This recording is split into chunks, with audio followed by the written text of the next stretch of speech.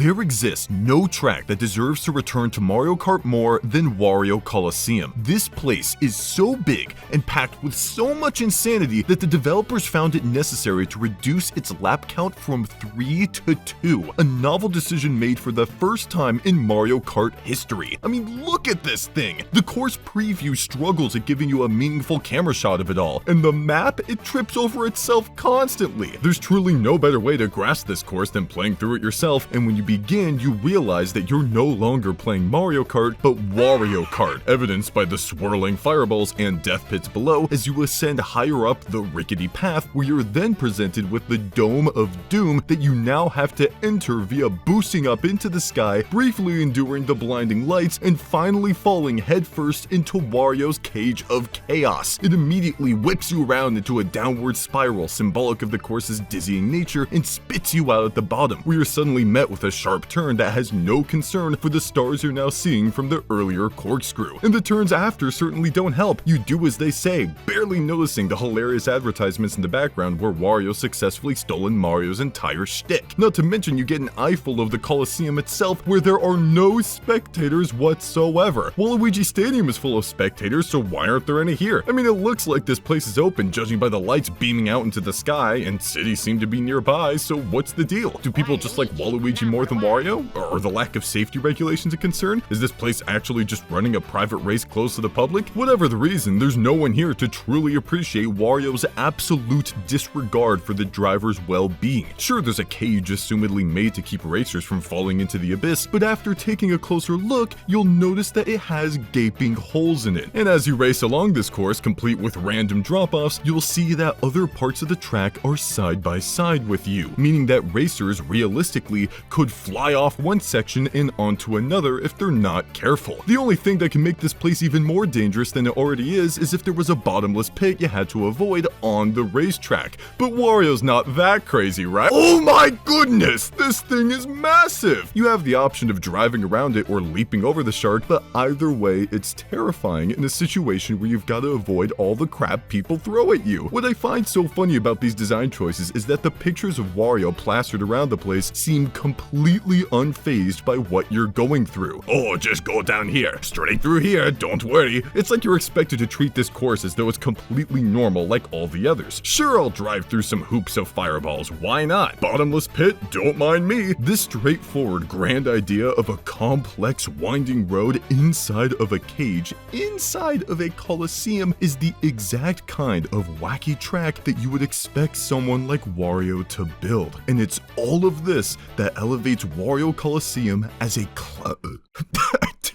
that wasn't planned. And it's all of this that elevates Wario Colosseum as a classic. Considering this track's only appeared in Mario Kart Double Dash, there are probably quite a few of you that haven't played, let alone seen it before. So let me know if you think it's deserving enough to be a part of Mario Kart 8 Deluxe's Booster Pass. Consider becoming a member of the channel, and I'll see you next time. Thanks for watching.